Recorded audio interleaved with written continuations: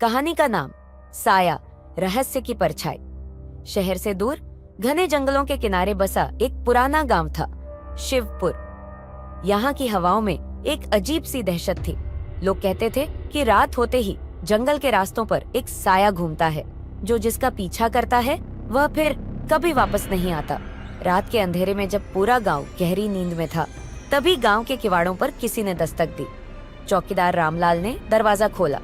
सामने एक अजनबी खड़ा था, लंबे कद का, काले कपड़े पहने, चेहरा आधा ढका हुआ, उसकी आंखें चमक रही थीं। मुझे इस गांव में ठहरने की इजाजत चाहिए, मैं एक व्यापारी हूँ, अजनबी ने गहरी आवाज में कहा। रामलाल उसे घूरता रहा। गांव में अजनबियों का आना वर्जित था, लेकिन फिर भी उसने उसे पुरानी सराय में ठहरने की अनुमति दे दी। पर उस रात कुछ ऐसा हुआ जो पहले कभी नहीं हुआ था। आधी रात को सराय से एक डरावनी चीख आई। लोग जागे, पर जब वे वहां पहुंचे तो कमरा खाली था, व्यापारी गायब था। बस एक चीज पड़ी थी, एक पुराना ताबीज जिस पर अजीब सी लिपि में कुछ लिखा था। गांव के मुखिया रघुनाथ ने ताबीज को देखते ही घबराकर कहा, यह वही निशान है, यह वही साया है। गांव वालों की धड़कनें तेज हो गईं। आखिर यह साया कौन था? व्यापारी कहाँ गायब हो गया? सुबह होते ही गांव के दो युवा, कर्ण और अर्जुन, इस रहस्य को सुलझाने जंगल में गए। रास्ते में उन्हें एक सूखी झील मिली, जिसके किनारे वही ताबीज पड़ा था। अचानक झील के पानी में हलचल हुई। दोनों की आंखें फटी रह गईं। पानी में से एक कंकाल बाहर आया और उसके साथ थी एक सुनहरी किताब। अर्जुन ने हिम्मत करके किताब खोली। उस पर लिखा था, जिसने भी इस साया को देख लिया वह 7 दिनों में गायब हो जाएगा। कर्ण कांप उठा। अर्जुन के माथे पर पसीना था। क्या वे अगला शिकार बनने वाले थे?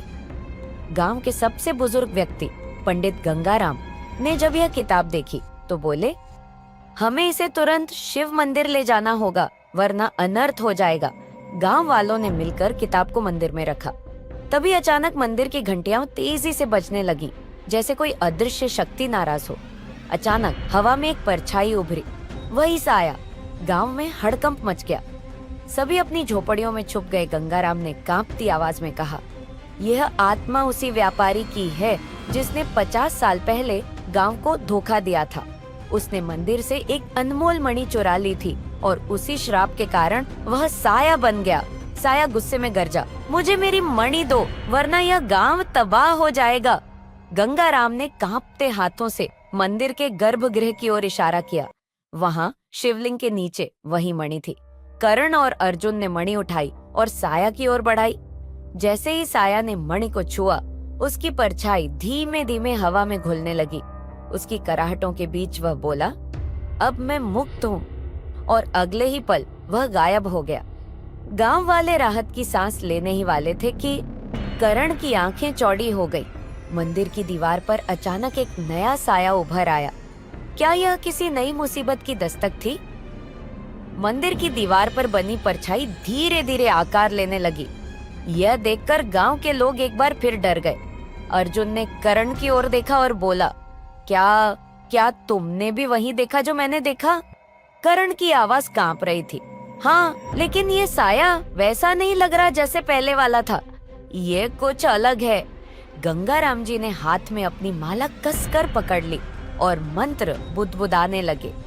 तभी अचानक मंदिर की घंटियां जोर जोर से बजने लगी, जैसे कोई अदृश्य शक्ति फिर से जाग गई। गंगाराम जी ने धीमी आवाज में कहा, मुझे शक हो रहा है कि यह मंदिर सिर्फ पूजा का स्थान नहीं, बल्कि इसके नीचे कोई गुप्त तहखाना छुपा है। गांव वालों ने मिलकर शिवलिंग के नीचे की जमीन को खोदना शुरू किया। कुछ ही देर में वहां एक पत्थर की पटिया मिली, जिस पर वही अजीब लिपि खुदी हुई थी जो पहले ताबीज पर देखी गई थी।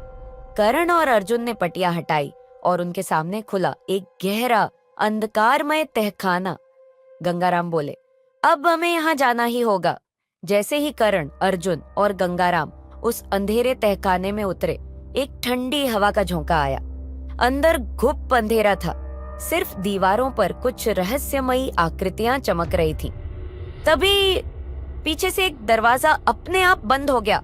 अर्जुन ने चिल्लाकर कहा, यह क्या हो रहा है? हमें यहाँ से बाहर निकलना होगा। कर्ण ने अपनी जेब से माचिस निकाली और जलाकर चारों ओर देखा। वहाँ एक प्राचीन पत्थर का सिंहासन था, जिसके ऊपर एक रहस्यमयी कंकाल बैठा था। गंगाराम ने कांपती आवाज में कहा, यह वही राजा का कंकाल है जिसने गांव के साथ विश्वासघात किया था। तभी वह कंकाल अचानक हिलने लगा। उसकी खाली आंखों में लाल रोशनी चमक उठी।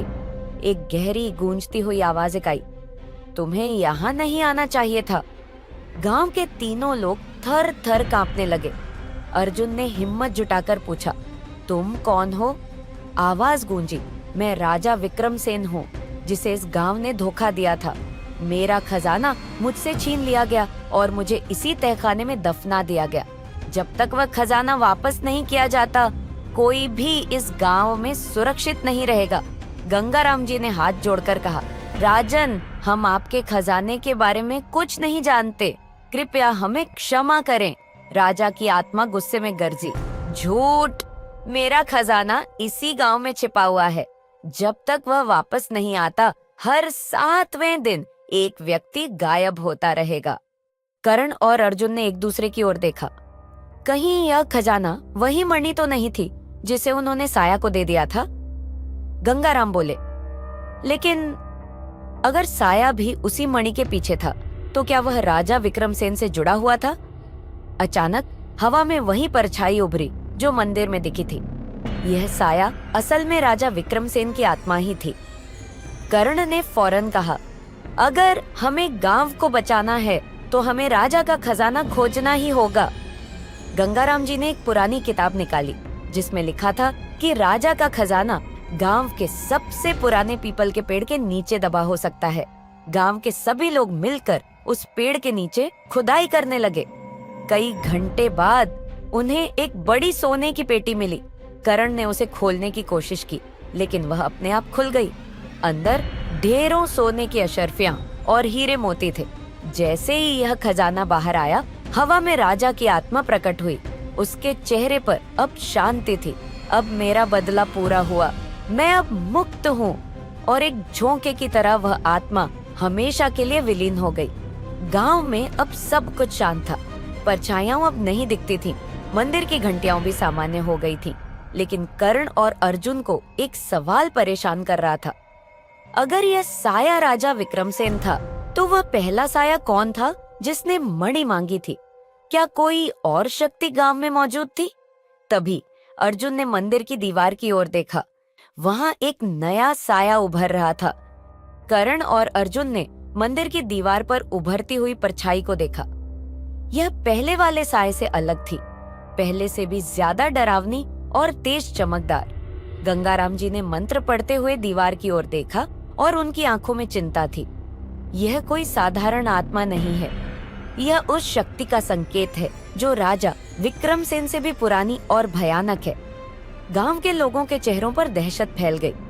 अर्जुन ने घबराकर पूछा, तो क्या विक्रमसेन की आत्मा के जाने के बाद भी गांव सुरक्षित नहीं हुआ? गंगाराम ने सिर हिलाया, नहीं, यह कुछ और है। गांव के बुजुर्गों से पूछताछ करने पर पता चला कि यह सैकड़ों साल पहले गांव में अघोरीनाथ तंत्र मंत्र किए और अंत में खुद गायब हो गया। लोग कहते हैं कि उसकी आत्मा आज भी किसी चीज की तलाश में भटक रही है। कर्ण और अर्जुन एक दूसरे को देखने लगे। क्या मंदिर की दीवार पर दिख रहा साया अघोरीनाथ का था? अब गांव के सामने दो रहस्य थे। अघोरीनाथ की आत्मा क्यों जागी? वह क्या खोज रहा था? गंगाराम जी ने एक पुरानी किताब निकाली जिसमें अघोरीनाथ के एक छुपे हुए ग्रंथ का जिक्र था। वह ग्रंथ अब भी गांव में कहीं छुपा है। हमें उसे खोजकर नष्ट करना होगा, वरना यह साया गांव को बर्बाद कर देगा। कई घंटों की खोज के बाद कर्ण और अर्जुन को गांव के पास के पुराने खंडहरों में एक काला पत्थर मिला। गंगाराम जी ने उसे ध्यान से देखा और चौंक पड़े। यही वह पत्थर है, इसके नीचे ही अघोरीनाथ का ग्रंथ दफन होगा। गांव वालों ने पत्थर हटाया और वहां से एक पुरानी धूल धूसरित किताब निकली। जैसे ही उन्होंने किताब को छुआ, अचानक हवा में एक जोरदार झटके के साथ वह साया जिंदा हो गया। हवा गूंजने लगी, मंदिर की घंटियां अपने आप बजने लगीं और फिर एक काली आकृति प्रकट हुई। तुम लोगों ने मुझे जगाने की हिम्मत कैसे की? यह वही अघोरीनाथ तांत्रिक था जो 100 सालों से इस किताब में बंद था। उसकी आंखें लाल थी, बाल बिखरे हुए थे और उसका चेहरा घने धुएं से बना हुआ लग रहा था। गंगाराम जी ने जोर से मंत्र पढ़ना शुरू किया, लेकिन तांत्रिक ने हाथ उठाया और गंगाराम जमीन पर गिर पड़े बेहोश। कर्ण और अर्जुन अब अकेले थे। तांत्रिक गर्जा, अगर इस किताब को बचाना है तो इसे मेरे हवाले कर दो, वरना इस गांव को जला दूंगा। अर्जुन ने कर्ण की ओर देखा और फुसफुसाया, अगर हमने उसे यह किताब दी तो वह और ताकतवर हो जाएगा। कर्ण ने दिमाग दौड़ाया और फिर अचानक किताब उठाकर जलती हुई मशाल में डाल दी। नहीं, तांत्रिक जोर से चिल्लाया, लेकिन तब तक किताब जल चुकी थी। एक पल के लिए पूरा वातावरण शांत हो गया, लेकिन फिर तांत्रिक की चीखों के साथ उसकी आत्मा जलने लगी। वह तड़पते हुए गायब हो गया और उसके साथ ही मंदिर की दीवार पर बना साया भी धीरे धीरे विलीन हो गया। अब सब कुछ शांत था। गांव के लोग राहत की सांस ले रहे थे। गंगाराम जी होश में आए और बोले, शाबाश बेटा, तुमने गांव को बचा लिया। अब ये साया कभी वापस नहीं आएगा। शिक्षा, कभी भी काले जादू की चीजों को न छेड़े, वे भयानक परिणाम ला सकती हैं। सत्य और हिम्मत से बड़ी बुराई को हराया जा सकता है। हर कहानी का अंत नहीं होता, कुछ रहस्य हमेशा रह जाते हैं। कृपया इस चैनल को सब्सक्राइब करें, वीडियो को लाइक करें और कमेंट में बताएं कि आपको यह कहानी कैसी लगी।